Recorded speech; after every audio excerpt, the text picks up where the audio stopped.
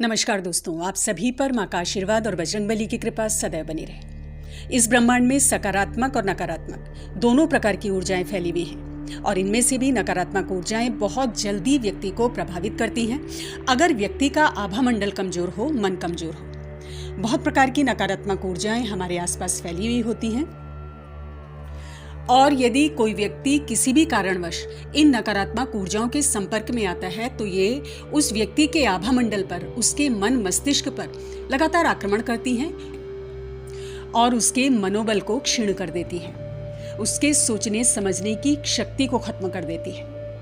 और इन्हीं में से एक नेगेटिव एनर्जी है हमारे गुप्त शत्रुओं के द्वारा पैदा की गई। दोस्तों, आजकल के ज़माने में हर व्यक्ति को आगे बढ़ने की एक होड़ सी लगी हुई है और दूसरों को सफल होते कोई देख नहीं सकता।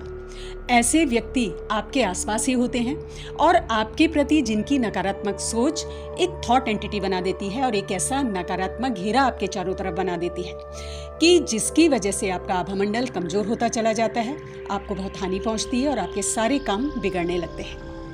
इसके अलावा ऊपरी हवा है, भूत प्रेत बाधा है, तंत्र बाधा है, ये सब चीज़ें व्यक्ति के जीवन को नरक बना देती हैं और जिनसे व्यक्ति बहुत कोशिश करने पर भी कई बार नहीं उबर पाता है। तो अगर आप भी किसी ऐसी समस्या से जूझ रहे हैं तो इस वीडियो को दोस्तों ध्यान से सुनना है, पूरे अंत तक सुनना है, क्योंकि आज इस वीडियो में हम जानेंगे माँ काली के एक ऐसे अचूक मंत्र के बारे में जो आपको इन तमाम परेशानियों से बचा सकता है, हर प्रकार की बुरी से बुरी तीव्र प्रचंड नकारात्मक ऊर्जाओं को काट सकता है, आपका जीवन सुखमय बना सकता है। बशर्ते आप एक एक शब्द मेरा ध्यान से सुने और पूरे फोकस के संग ये प्रयोग करें जो अभी मैं आपको इस वीडियो में बताने जा रही हूँ। बहुत तीव्र प्रयोग है और बहुत जल्द ये अपना असर दिखाता है। तो सबसे पहले हम जानते हैं इस मंत्र के बारे में और फिर जानेंगे कि किस विधि से आपको ये मंत्र जाप करना है। मैं मंत्र का उच्चारण कर रही हूँ, आप ध्यान से सुने और अपनी कॉपी पर नोट कर लें।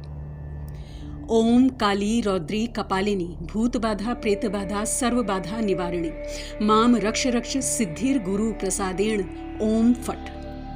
तो ये तो हमने जान लिया मंत्र के बारे में। अब जानते हैं कि किस प्रकार से आपको इस प्रयोग को करना है। दोस्तों, ये प्रयोग आप किसी भी शनिवार से शुरू करेंगे। रात्रिकालीन प्रयोग है, रात के 9 बजे के बाद आप कभी भी इस प्रयोग को शुरू कर सकते हैं। तो इसके लिए सर्वप्रथम आप स्नान करके साफ वस्त्र धारण कर लें। लाल अथवा काले रंग के वस्त्र आप धारण कर सकते हैं और जो आसन है आपका वो ऊनी लाल रंग का होना चाहिए। पूर्व दिशा की ओर मुख करके आपको इस साधना को करना है। इसके लिए आप एक लकड़ी की चौकी ले लें, उसको अच्छे से साफ कर लें और उस लकड़ी की चौकी के ऊपर लाल रंग का साफ वस्त्र बिछा लें। चौकी का मुख पूर्व या उत्तर दिशा में होना चाहिए। अब माँ काली की मूर्ति या तस्वीर जो आपके घर के मंदिर में स्थापित है उसे चौकी के ऊपर आप स्थापित करेंगे। दोस्तों, जब भी आप अपने मंदिर में स्थापित देवी देवताओं की मूर्तियां हटाते हैं, किन्हीं विशेष प्रयोजनों में उन्हें चौकी पर स्थापित करते हैं, तो सबसे पहले संबंधित देवी देवता से हाथ जोड़कर आपको प्रार्थना करनी चाहिए और उनसे आपको आज्ञा अवश्य लेनी चाहिए। उसके बाद ही उन्हें आप मंदिर से हटाएं। तो माँ से भी आप आज्ञा लें, उनसे प्रार्थना करें और माँ की तस्वीर या मूर्ति को आप चौकी पर स्थापित करेंगे। अब तिल के तेल का आपको दीपक प्रज्वलित करना है। उसके बाद सर्वप्रथम भगवान गणेश का ध्यान करें।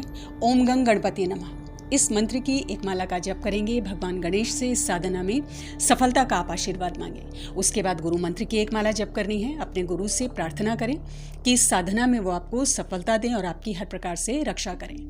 उसके बाद ओम नमः शिवाय इस मंत्र की एक माला आपको जप करनी है। अब माँ का पंचोपचार पूजन करें। उन्हें धूप, दीप, पुष्प, अक्षत आदि आपको अर्पित करना है। भोग उन्हें लगाएं। भोग में 2 लौंग और 1 बताशे का भोग आपको लगाना है। अब आपको सुरक्षा घेरा बनाना है। सुरक्षा घेरा कैसे बनाना है ये हम आपको पिछली वीडियोस में बता चुके हैं। लिंक हमने डिस्क्रिप्शन में डाल दिया है, तो आप उन वीडियो को देख सकते हैं। सुरक्षा घेरा बनाने की विधि आप समझ लेंगे। अब आपको संकल्प लेना है। दाएं हाथ में थोड़ा जल और अक्षत ले लें। उसके बाद माँ को अपना नाम बताएं और ये जो साधना है दोस्तों, ये 11 दिन 11 माला आपको जप करना है। तो माँ को अपनी प्रॉब्लम बतानी है और माँ से बताना है कि ये जो साधना है ये 11 दिन की है। 11 माला आप मंत्र जाप करेंगे और जो भी आपकी परेशानी आपने माँ को बताई है उसके निवारण के लिए आपको माँ से प्रार्थना करनी है और क्षमा याचना आपको रोज करनी है। संकल्प तो प्रथम दिन ही लेते हैं, लेकिन क्षमा याचना आपको रोज करनी है कि आपसे साधना में कोई भी भूल चूक हो तो माँ आपको क्षमा करे।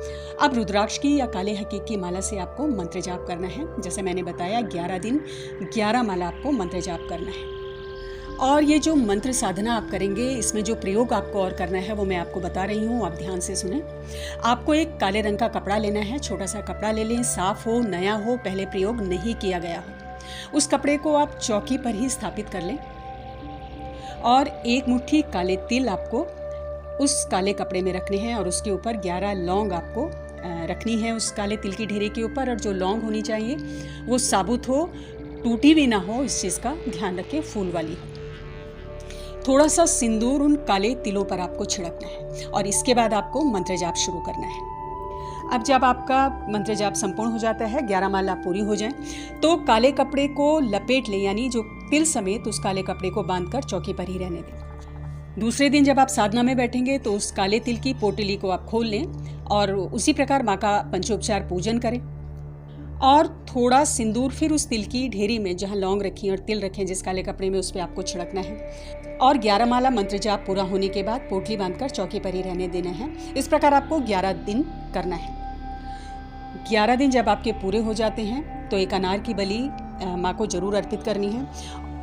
और 11वें दिन, जिस दिन आपकी साधना संपूर्ण होती है, तब उस पोटली को अपने सर से क्लॉकवाइज आपको घुमाना है 11 बार। क्लॉकवाइज यानी सीधी दिशा में आपको दाहिनी तरफ घुमाना है 11 बार। और 12वें दिन सुबह आपको उस पोटली का जल प्रवाह कर देना है। अगर बहता हुआ जल आपके आसपास नहीं है तो उसका भूमि विसर्जन करें, यानी कोई गड्ढा खोदकर भूमि के अंदर उस पोटली को आपको दबा दें। विसर्जन करते समय मन में ये भाव रखें कि आपकी सारी परेशानियां इस पोटली के संग बह गई हैं। और एक चीज़ मैं आपको और बता दूं कि जब उस पोटली को आप अपने सर से क्लॉकवाइज 11 बार घुमाते हैं तो वापस चौकी पर उसे नहीं रखना है। उस रात्रि में उसे आप अपने बिस्तरे के नीचे, अपने तकिए के नीचे रखकर सो जाएं और दूसरे दिन उसको विसर्जित करें। इसके अलावा जिस अनार की आपने माँ को बलि दी है वो दूसरे दिन सुनसान जगह किसी पेड़ के नीचे रख दें, उसे ग्रहण नहीं करना है। सुनसान जगह में किसी पेड़ के नीचे रख दें या फिर भूमि में गड्ढा खोदकर दबा दें, भूमि विसर्जन कर दें। साधना संपन्न होने के दूसरे दिन यानी 12वें दिन माँ के मंदिर जाकर आपको माँ को सामर्थ्य अनुसार नारियल, फल आदि अवश्य अर्पित करने चाहिए। और जब आपके 11 दिन इस साधना के पूरे हो जाते हैं, उसके बाद भी आपको 3 माला मंत्र जाप लगातार कुछ समय तक करना है। इसको मंत्र को छोड़ना नहीं है। 3 माला मंत्र जाप आप जरूर करें। और शाम की पूजा में आपको ये करना है। बहुत तीव्र प्रयोग है दोस्तों। कैसी भी नकारात्मक ऊर्जा से आप पीड़ित हैं, तुरंत आपको उससे मुक्ति मिलेगी। माँ काली सदैव अपने भक्तों की रक्षा करती है और अपने शरणागतों पर दया करती है। आज की वीडियो में इतना ही। अगली वीडियो में बहुत जल्द मिलती हूँ। तब तक के लिए आप अपना ध्यान रखें, स्वस्थ रहें, खुश रहें, मस्त रहें। जय माता दी, जय बजरंगबली।